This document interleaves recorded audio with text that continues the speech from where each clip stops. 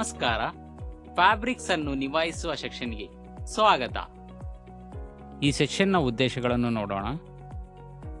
ಈ ಸೆಷನ್ನ ಕೊನೆಯಲ್ಲಿ ನೀವು ಫ್ಯಾಬ್ರಿಕ್ಸ್ ಅನ್ನು ಗುರುತಿಸುವ ವಿಧಾನಗಳನ್ನು ವಿವರಿಸಬಹುದು. ಕತ್ತರಿಸುವ ಮೊದಲು ಫ್ಯಾಬ್ರಿಕ್ಸ್ ಅನ್ನು ಪರಿಶೀಲಿಸಬಹುದು. ಅಗತ್ಯವಿರುವ ಫ್ಯಾಬ್ರಿಕ್ಸ್ ಅಂದರೆ cotton fabric, felt fabric, Chantilly lace, jersey knit, ಫೋಫರ್. ಫ್ಯಾಬ್ರಿಕ್ ಅನ್ನು ನಿಭಾಯಿಸುವಾಗ ಅಗತ್ಯವಿರುವ ವಸ್ತುಗಳು: ನೀರು, ಬಕೆಟ್, ಐರನ್ ಬಾಕ್ಸ್, ಟೇಬಲ್ ಕ್ಲಾತ್ನೊಂದಿಗೆ ironing table, scissor, measuring tape. ಮೊದಲಿಗೆ ಫ್ಯಾಬ್ರಿಕ್ಸ್ ಅನ್ನು ಅರ್ಥ ಮಾಡಿಕೊಳ್ಳೋಣ. ಟೆಕ್ಸ್ಟೈಲ್ಸ್ನಲ್ಲಿ ಫ್ಯಾಬ್ರಿಕ್ಸ್ ಅತ್ಯಗತ್ಯವಾಗಿದ್ದು ವಿಶಿಷ್ಟ ಗುಣಗಳೊಂದಿಗೆ ವೈವಿಧ್ಯಮಯ ಮೆಟೀರಿಯಲ್ಸ್ಗಳನ್ನು ನೀಡುತ್ತವೆ. ವೋವೆನ್, ನಾನ್ ವೋವೆನ್, ಲೇಸ್ ಫಾರ್ಮ್ ಮತ್ತು ನಿಟೆಡ್ ಫ್ಯಾಬ್ರಿಕ್ಸ್ ಬಗ್ಗೆ ತಿಳಿದುಕೊಳ್ಳುವುದು ಅವುಗಳ ರಚನೆ, ಉಪಯೋಗಗಳು ಮತ್ತು ಕಾಳಜಿಯನ್ನು ಅರ್ಥ ಮಾಡಿಕೊಳ್ಳಲು ಸಹಾಯ ಮಾಡುತ್ತದೆ. ಫ್ಯಾಬ್ರಿಕ್ಸ್ನ ಸಂಯೋಜನೆಯು ಅದರ ಕಲೆಕ್ಷನ್ನಲ್ಲಿ ಬಳಸುವ ಫೈಬರ್ಸ್ ಅಥವಾ ಮೆಟೀರಿಯಲ್ಸ್ ಪ್ರಕಾರಗಳನ್ನು ಸೂಚಿಸುತ್ತದೆ. ಫ್ಯಾಬ್ರಿಕ್ಸ್ನ ಕಂಪೋಸಿಷನ್ ಅದರ ಗುಣಲಕ್ಷಣಗಳು ಆಗಿದೆ. ಟೆಕ್ಸ್ಚರ್, ಡ್ಯೂರಬಿಲಿಟಿ, ಬ್ರೀಥೆಬಿಲಿಟಿ, ಮೇಂಟೆನೆನ್ಸ್, ಕೇರ್ ಮೇಲೆ ಗಮನವಾಗಿ ಪ್ರಭಾವ ಬೀರುತ್ತದೆ. ವೋವನ್ ಫ್ಯಾಬ್ರಿಕ್ಸ್ 2 ಸೆಟ್ ಹ್ಯಾಂಡ್ಸ್ ಅನ್ನು ಇಂಟರ್ಲೆನ್ಸ್ ಮೂಲಕ ರಚಿಸಲಾಗಿದೆ. ವಿಶಿಷ್ಟವಾಗಿ ಪರಸ್ಪರ ಲಂಬವಾಗಿ ವಿಭಿನ್ನ ಗ್ರೇನ್ ಪ್ಯಾಟರ್ನ್ನೊಂದಿಗೆ ಸ್ಟ್ರಕ್ಚರ್ ಟೆಕ್ಸ್ಟೈಲ್ ರೂಪಿಸುತ್ತದೆ. ವೋವೆನ್ ಫ್ಯಾಬ್ರಿಕ್ಸ್ನಲ್ಲಿ ಕಾಟನ್, ಡೆನಿಮ್, ಸಿಲ್ಕ್ ಮತ್ತು ಲೆನಿನ್ ಸೇರಿವೆ. ಕಾಟನ್ ಗುಣಲಕ್ಷಣಗಳು, ಒಳಕ್ಕೆ ಮತ್ತು ನಿರ್ಣಯ ಸಲಹೆಗಳು. ಸಂಕ್ಷಿಪ್ತ ಅವಲೋಕನೆ ಇಲ್ಲಿದೆ. ಕಾಟನ್ ಪ್ಲಾಂಟ್ ಇಂದ ಪಡೆದ ನ್ಯಾಚುರಲ್ ಫೈಬರ್ ಆಗಿದೆ. ಅದರ ಸ್ಟ್ರೆಂತ್, ಬ್ರೀಥೆಬಿಲಿಟಿ ಮತ್ತು ಅಬ್ಸೋರ್ಬೆನ್ಸ್ಗೆ ಹೆಸರುವಾಸಿಯಾಗಿದೆ. ಇದನ್ನು ಕ್ಯಾಶುವಲ್ ಸಮ್ಮರ್ ಕ್ಲಾತಿಂಗ್, ಬೆಡ್, ಲೆನೆನ್ಸ್ ಮತ್ತು ಟವಲ್ಸ್ ಆಗಿ ಬಳಸಲಾಗುತ್ತದೆ. ಕಲರ್ ಫಾಸ್ಟ್ ಕಾಟನ್ ಅನ್ನು ಬಿಸಿ ನೀರಿನಲ್ಲಿ ತೊಳೆಯಬೇಕು. ಉಳಿದವುಗಳನ್ನು ತಣ್ಣೀರಿನಲ್ಲಿ ತೊಳೆಯಬೇಕು. ಒದ್ದೆಯಾಗಿರುವ ಫ್ಯಾಬ್ರಿಕ್ ಅನ್ನು ಅಯನ್ ಮಾಡಿ. ನಾನ್ ವೋವನ್ ಫ್ಯಾಬ್ರಿಕ್ಸ್ ಅನ್ನು ವಿವಿಂಗ್ ಅಥವಾ ನೀಟಿಂಗ್ ಮಾಡದೆ ಬಾಂಡಿಂಗ್ ಅಥವಾ ಇಂಟರ್ಲಾಕಿಂಗ್ ಫೈಬರ್ಸ್ ಮೂಲಕ ಉತ್ಪಾದಿಸಲಾಗುತ್ತದೆ. ವಿವಿಧ ಟೆಕ್ಸ್ಚರ್ಸ್ನೊಂದಿಗೆ ಹೊಂದಿಕೊಳ್ಳುವ ವಸ್ತುಗಳನ್ನು ಪರಿಣಾಮವಾಗಿ ಅವು ಲೈಟ್ ವೇಟ್ ಅಥವಾ ಡೆನ್ಸ್ ಇರಬಹುದು. ಡಿಸ್ಟಿಂಕ್ಟ್ ಗ್ರೇನ್ ಹೊಂದಿರುವುದಿಲ್ಲ.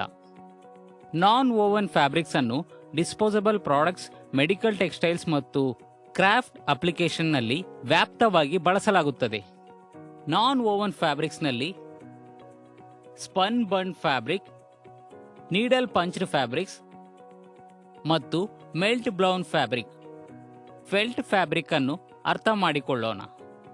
ಫೆಲ್ಟ್ ಅನ್ನು ವೂಲ್ ಅಥವಾ ಪಾಲಿಶ್ನಂತಹ ನ್ಯಾಚುರಲ್ ಪ್ರೋಸೆಸ್ ಇಂದ ತಯಾರಿಸಲಾಗುತ್ತದೆ ಮತ್ತು ಇದು ಏಕಪ್ರಕಾರದ ದಪ್ಪದೊಂದಿಗೆ ಮೃದು ಮತ್ತು ದಟ್ಟವಾಗಿರುತ್ತದೆ. ಫೆಲ್ಟ್ ಅನ್ನು ಅದರ ಬಹುಮುಖ ಸಾಮರ್ಥ್ಯ ಮತ್ತು ಕತ್ತರಿಸುವ ಮತ್ತು ರೂಪಿಸುವ ಸುಲಭದ್ರತೆಯೊಂದಿಗೆ ಕ್ರಾಫ್ಟ್ ಮತ್ತು DIY ಪ್ರಾಜೆಕ್ಟ್ನಲ್ಲಿ ವ್ಯಾಪಕವಾಗಿ ಬಳಸಲಾಗುತ್ತದೆ.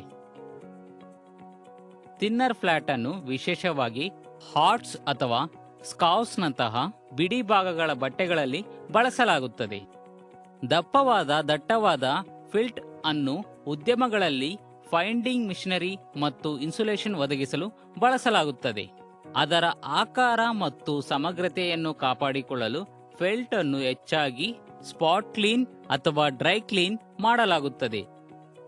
ಅದು ಕುಗ್ಗುವಿಕೆಗೆ ಕಾರಣವಾಗುವುದರಿಂದ ಅತಿಯಾದ ಮಾಯಿಶ್ಚರ್ ತಪ್ಪಿಸಿ. ಲೇಸ್ ಫ್ಯಾಬ್ರಿಕ್ಸ್ ಅವುಗಳ ಸಂಕೀರ್ಣವಾದ ಓಪನ್ ವರ್ಕ್ ಪ್ಯಾಟರ್ನ್ಗೆ ಹೆಸರುವಾಸಿಯಾಗಿದೆ. ಹಾಗಾಗಿ ಹೂಗಳು ಅಥವಾ ಜಾಮೆಟ್ರಿಕ್ ಶೇಪ್ಸ್ ನಂತಹ ಡೆಲಿಕೇಟ್ ಡಿಸೈನ್ಸ್ ಒಳಗೊಂಡಿರುತ್ತದೆ. ಇದು ಹಗುರವಾದ ಆರ್ನಿಮೆಂಟಲ್ ಮತ್ತು ಸಾಮಾನ್ಯವಾಗಿ ಫೈನ್ ಥ್ರೆಡ್ಸ್ಗಳಿಂದ ತಯಾರಿಸಲ್ಪಟ್ಟಿದೆ.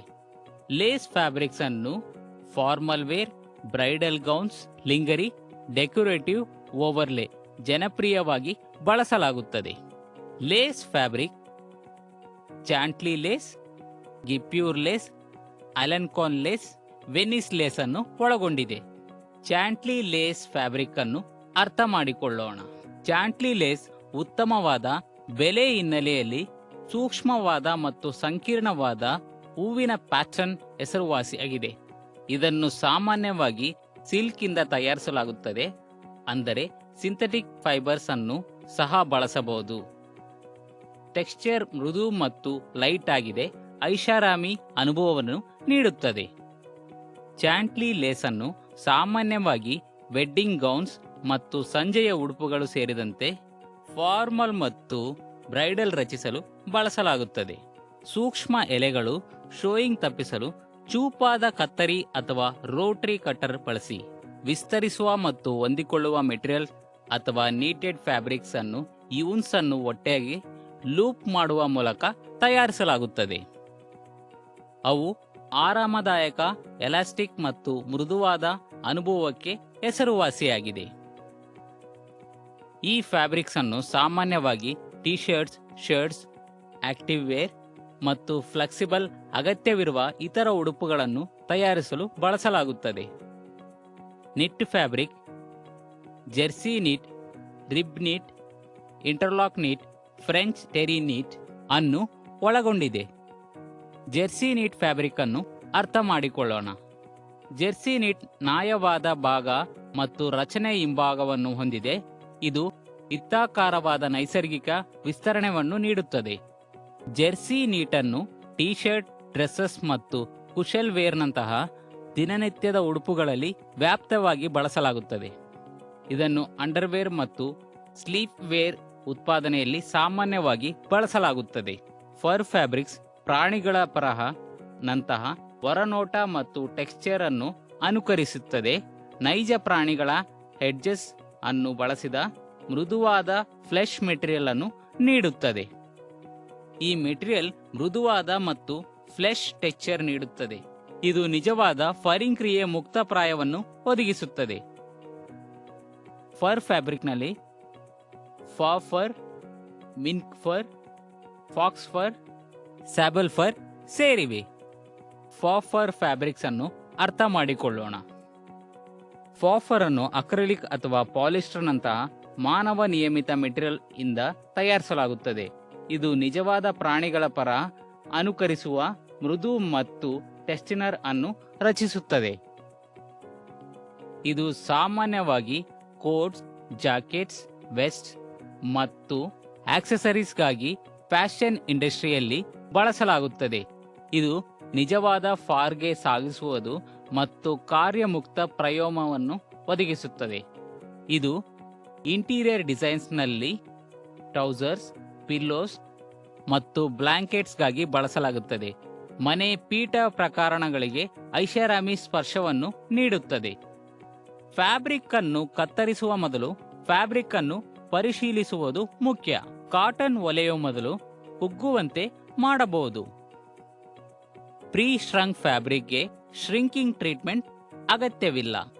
ಕುಗ್ಗಿದ ನಂತರ ರಿಂಕ್ ಅನ್ನು ತೆಗೆದುಹಾಕಲು ಫ್ಯಾಬ್ರಿಕ್ ಅನ್ನು ಚೆನ್ನಾಗಿ ಒತ್ತಬೇಕು. ಕತ್ತರಿಸುವ ಮೊದಲು ಫ್ಯಾಬ್ರಿಕ್ ಅನ್ನು ಕೆಲವು ಗಂಟೆಗಳ ಕಾಲ ನೀರಿನಲ್ಲಿ ನೆನೆಸಿಡಬಹುದು. ಕಾಟನ್ ನಂತ ವೈಟ್ ಫ್ಯಾಬ್ರಿಕ್ ಅನ್ನು ಕನಿಷ್ಠ 4 ಗಂಟೆಗಳ ಕಾಲ ಬಿಸಿ ನೀರಿನಲ್ಲಿ ನೆನೆಸಿಡಬೇಕು.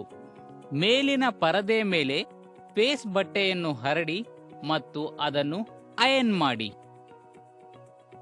2 ವಿಭಿನ್ನ ಬಣ್ಣದ ಫ್ಯಾಬ್ರಿಕ್ ಅನ್ನು ಒಟ್ಟಾಗಿ ನೆನೆಸಬಾರದು. ಫೆಲ್ಟ್ ಅನ್ನು ನೆನೆಸುವುದನ್ನು ಶಿಫಾರಸು ಮಾಡುವುದಿಲ್ಲ, ಏಕೆಂದರೆ ಇದು ಫೆಲ್ಟ್ ಟೆಕ್ಸ್ಚರ್ ಮತ್ತು ಶೇಪ್ನ ಮೇಲೆ ಪರಿಣಾಮ ಬೀರಬಹುದು. ಪಿನ್ಗಳು ಅಥವಾ ತೂಕದೊಂದಿಗೆ ಫೆಲ್ಟ್ ಫ್ಯಾಬ್ರಿಕ್ ಅನ್ನು ಸುರಕ್ಷಿತಗೊಳಿಸಿ. ಅಪೇಕ್ಷಿತ ಪ್ಯಾಟರ್ನ್ ಅನ್ನು ಅನುಸರಿಸಿ ಅದನ್ನು ಚೂಪಾದ ಕತ್ತರಿಗಳಿಂದ ಕತ್ತರಿಸಿ.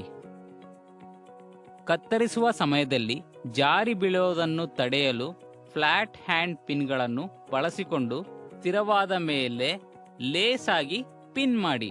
ಕ್ಷಣಿಕವಾದ ಲೇಸ್ ಪ್ಯಾಟರ್ನ್ ಜೊತೆಗೆ ಕೆಲಸ ಮಾಡುವಾಗ ನಿಖರತೆಯ ನಿರ್ಣಾಯಕವಾಗಿದೆ.